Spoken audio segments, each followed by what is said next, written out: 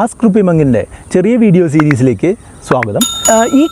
ഇന്ന് ഞാൻ പറയുന്നത്, ഞാൻ ഒരു ഡേ ട്രേഡിംഗ് നടത്തുന്ന സമയത്ത്, ഞാൻ അധികം ഡേ ട്രേഡ് ചെയ്യുന്ന ഒരാളല്ല, ഞാൻ ഡേ ട്രേഡിംഗ് നടത്തുന്ന സമയത്ത് ഞാൻ ഉപയോഗിക്കുന്ന ഒരു ട്രേഡിംഗ് സെറ്റപ്പിനെയാണ് ഞാൻ ഈ വീഡിയോയിൽ കാണിച്ചു തരുന്നത്.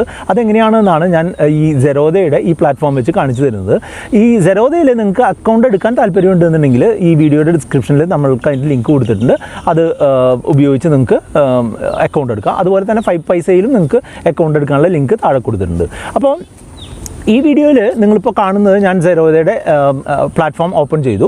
എന്നിട്ട് ഞാൻ ചാർട്ട് ഓപ്പൺ ചെയ്തിട്ട് ഞാൻ എന്താ ചെയ്യുന്നതെന്ന് വെച്ചാൽ, ചാർട്ടിൻ്റെ ഡ്യൂറേഷൻ 15 മിനിറ്റ് ആയിരിക്കും ഞാൻ സെറ്റ് ചെയ്തു. ഞാൻ സാധാരണ 15 മിനിറ്റ് ഡ്യൂറേഷനിലുള്ള ചാർട്ടാണ് ഈ ഡേ ട്രേഡിങ്ങിന് വേണ്ടിയിട്ട് ഞാൻ നോക്കാറുള്ളത്. സാധാരണ ക്യാൻഡിൽ സ്റ്റിക്ക് അല്ല, ഞാൻ സെലക്ട് ചെയ്യുന്നത് ഹൈക്കിനാഷി എന്ന് പറഞ്ഞിട്ടുള്ള ക്യാൻഡിൽ സ്റ്റിക്കാണ്.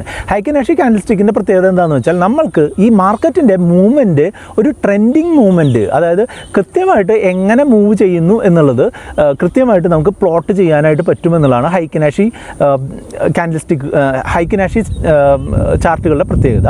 ക്യാൻഡിൽ സ്റ്റിക്ക് ആകുമ്പോൾ അതിൻ്റെ വിക്സ് മേളിലേക്കും താഴേക്കും വളരെ ഒരു ഡിസ്റ്റർബ്ഡ് ആയിട്ടുള്ള ഒരു റെപ്രസെൻറ്റേഷൻ ആയിരിക്കും. പക്ഷേ ഹൈക്കിനാഷി വളരെ ഒരു സ്മൂത്ത് ആയിട്ടുള്ള ഒരു ട്രെൻഡ് നമുക്ക് മനസ്സിലാക്കി തരും. അതോടൊപ്പം ഞാൻ ഉപയോഗിക്കുന്നത് MACD ഇൻഡിക്കേറ്ററാണ്. ഈ MACD moving average cross over കാണുന്ന സമയത്ത്, മേളിലേക്കുള്ള മൂവിങ് ക്രോസ് ഓവർ കാണുന്ന സമയത്ത് ഒരു ബൈ പൊസിഷനിൽ എൻ്റർ ചെയ്യുകയും അത് നമുക്ക് ആവശ്യമുള്ളൊരു ടാർഗറ്റിലേക്ക് എത്തുമ്പോൾ നമ്മളത് എക്സിറ്റ് ആവുകയാണ് പതിവ്. അതുപോലെ തന്നെ നമുക്കൊരു moving average cross over downward ആയിട്ടാണ് കാണുന്നത് എന്നുണ്ടെങ്കിൽ ആ സമയത്ത് ഒരു ഷോർട്ട് സെല്ലിൽ ഏർപ്പെടുകയും അവിടെ നിന്ന് നമുക്ക് ഉദ്ദേശിക്കുന്ന ഒരു പ്രോഫിറ്റ് കിട്ടുമ്പോൾ നമ്മളത് എക്സിറ്റ് ആവുകയാണ് ചെയ്യുക.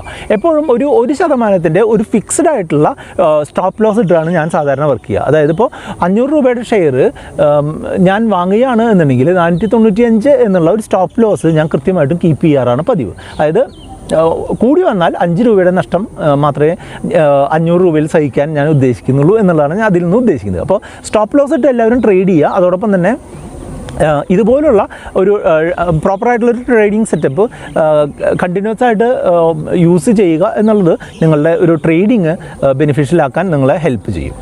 ഇതിനെ പറ്റിയിട്ട് കൂടുതൽ എന്തെങ്കിലും അറിയാനുണ്ട് എന്നുണ്ടെങ്കിൽ നിങ്ങൾക്ക് ആസ്ക് റുപ്പിമങ്ക് സർവീസിൻ്റെ വാട്സപ്പ് നമ്പറിലേക്ക് കോൺടാക്ട് ചെയ്യുക. അതിൻ്റെ നമ്പറാണ് കാണിച്ചിട്ടുള്ളത്, 8848030018. ഈ വീഡിയോ കൂട്ടുകാരുമായിട്ട് ഷെയർ ചെയ്യുക, ചാനൽ സബ്സ്ക്രൈബ് ചെയ്യാനും കൂടെ ശ്രദ്ധിക്കുക.